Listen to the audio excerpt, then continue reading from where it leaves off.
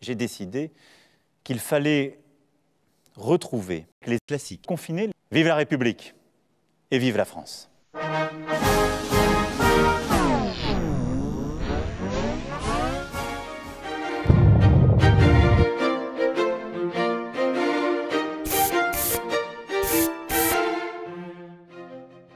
Au centre de toute l'histoire de Cyrano, il y a une femme, Roxane.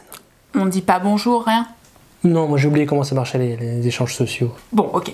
Elle est au centre, mais avouons-le, elle n'a pas franchement la parole. Elle est amoureuse de Christian, un beau jeune homme qui l'aime en retour. Ils s'aiment, mais ils ne se sont jamais parlé. Elle est également convoitée par le comte de Guiche. Alors lui, il est marié, mais il voudrait en faire sa maîtresse en la mariant à son ami, le vicomte de Valvert. C'était la mode à l'époque. Enfin, elle est aussi aimée par son cousin. Ça, par contre, ça se fait encore de nos jours. La loi de la République n'a jamais interdit à ce qu'on se marie entre cousins. Savinien de Cyrano de Bergerac, Cyrano. Personnage principal de la pièce, il est hyper intelligent, il parle aussi bien qu'il écrit, et il écrit avec autant de force et de précision qu'il use de son épée. Par contre, il est laid. Très laid.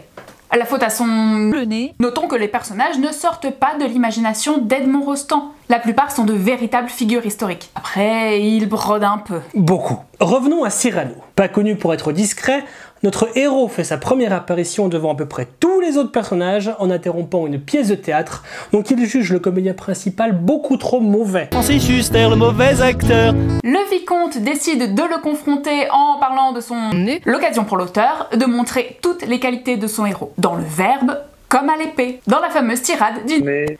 C'est un pic, c'est un cap, que dis-je, c'est un nasopharynx. Cyrano apprend que sa cousine veut lui parler le lendemain. Il est tout excité et il part dézinguer des dizaines d'hommes pour défendre un ami. Le lendemain, Cyrano écrit une lettre d'amour pour Roxane et va la retrouver. Et c'est là qu'elle lui apprend qu'elle est amoureuse de Christian. Ah. Hello, darkness, my old friend. Et aussi que Christian va entrer dans son corps militaire, les cadets de Gascogne.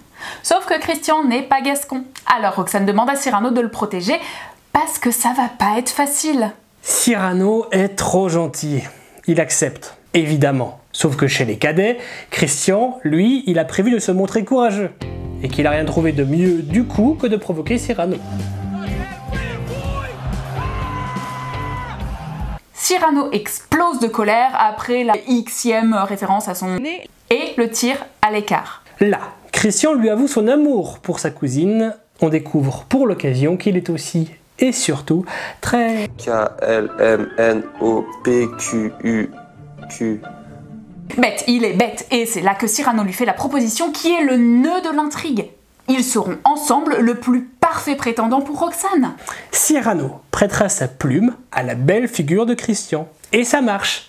Et Roxane est séduite. Sauf que De Guiche, agacé par l'audace de Cyrano a refusé sa protection, préférant rester libre. Décide d'envoyer les cadets à la guerre. Roxane essaye de l'en dissuader, mais sans résultat.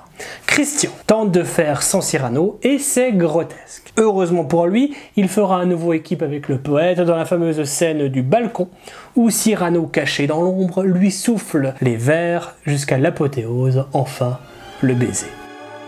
Il paraît que la scène du baiser serait inspirée de la vie même de Rostand, dans le rôle du poète, hein. Pas du beau gosse. Bref, ils sont dérangés par un capucin. Non, le religieux, pas le primate. Il apporte une lettre de De Guiche. Roxane fait croire que De Guiche ordonne que Christian et elle soient mariés sur le champ. En vérité, c'était une lettre d'amour de De Guiche. De Guiche débarque, Cyrano déguisé le freine le temps que le mariage se fasse, De Guiche comprend tout mais trop tard. Il est tout colère, hop, tous à la guerre.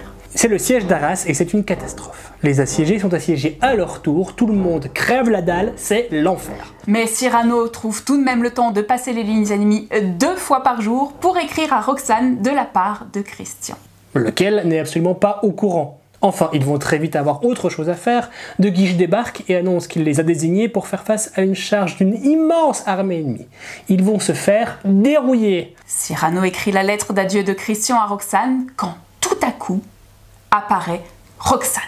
Oh bah ça tombe bien alors. Elle apporte des victuailles pour tout le monde et surtout une terrible déclaration d'amour à Christian.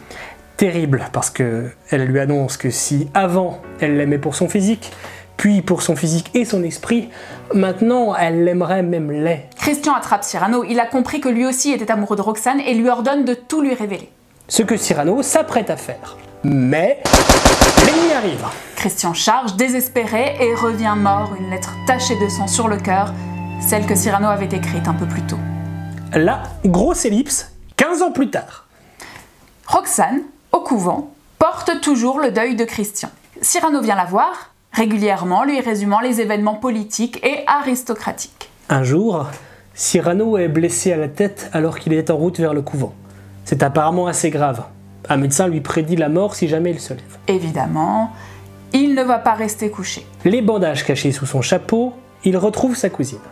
Après son habituelle gazette, il demande à cette dernière s'il peut faire la lecture de la dernière lettre de Christian qu'elle porte toujours sur elle. Roxane accepte. C'est pour ce soir, je crois, ma bien-aimée.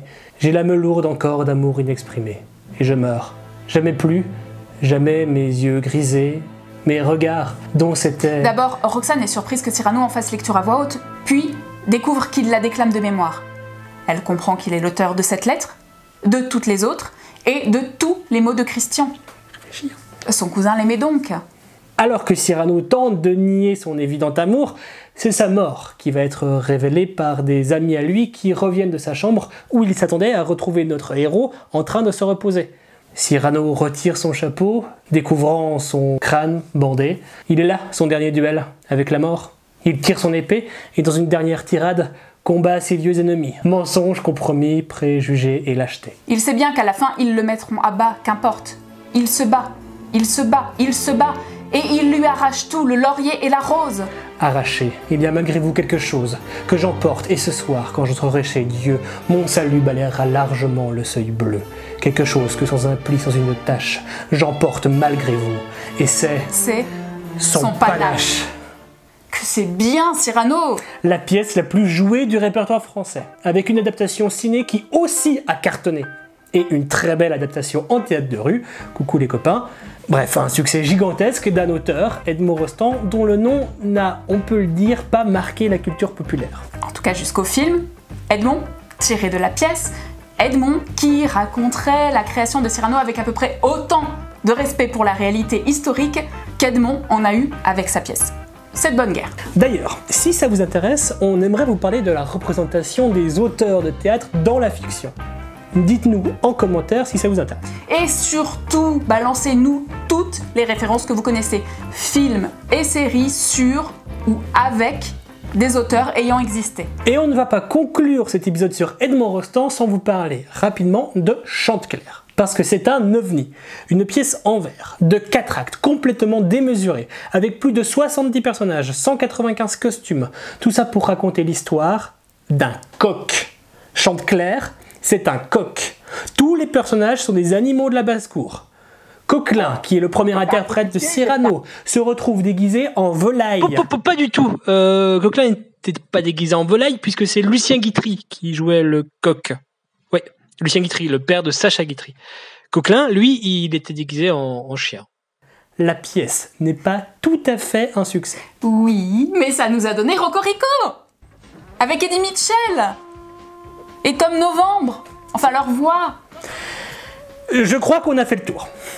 Allez, abonne-toi, partage, on se retrouve un jour pour un prochain classique confiné. D'ici là, foutez-vous la paix. Salut. Un petit mot depuis le montage de ce dernier épisode pour remercier les gens qui nous ont déjà fait des dons pour les classiques confinés. Merci, ça nous a permis d'acheter un peu de matos, ce qui fait que j'ai gagné beaucoup de temps là sur le montage. C'est pour ça que j'y pense, parce que vraiment, je me suis bien rendu compte que ça nous avait aidé. Merci, et n'hésitez pas, vous pouvez encore nous faire des dons, il y a tout ce qu'il faut dans la description de la vidéo. Salut!